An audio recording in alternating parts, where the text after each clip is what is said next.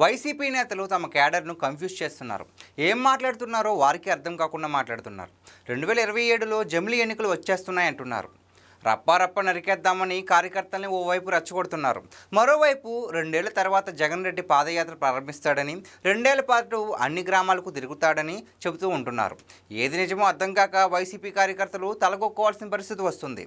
జమిలీ ఎన్నికలు వస్తాయని బొత్స సత్యనారాయణ, పెద్దిరెడ్డి, బోమన వంటి వాళ్ళు తమ కార్యకర్తలకు చెబుతున్నారు. దానికి వారి వద్ద ఏమైనా ఆధారంగా ఉందా అంటే ఏమీ లేదు. కేంద్రం నుంచి జమిలీ ఎన్నికల గురించి ఏమైనా అప్డేట్ వస్తే వెంటనే ఇదిగో జమిలీ ఎన్నికలు అంటారు. నిజానికి అలాంటి ఛాన్స్ లేదని జగన్ గట్టిగా నమ్ముతున్నారు. అందుకే 2028లో పాదయాత్ర ప్రారంభించి 2029 ఎన్నికలకు పూర్తి చేయాలనుకుంటున్నారు. ఈ విషయంపై సంకేతాలు అందడంతోనే పేర్ని నాని పార్టీ కార్యకర్తల సమావేశంలో ప్రకటించారు. మరో 2 ఏళ్ల పాటు జగన్మోహన్ రెడ్డి రెస్ట్ తీసుకుంటారు.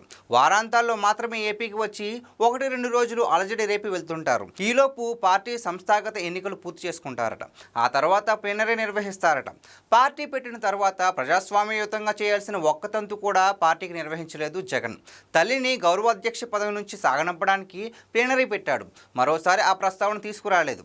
మళ్ళీ ఎప్పుడో పెడతామంటున్నారు. రాజకీయాలపై అసలు వైసీపీ నేతలు కార్యకర్తల్ని ఫూల్స్ చేయడమే గొప్ప పని అనుకుంటున్నారు.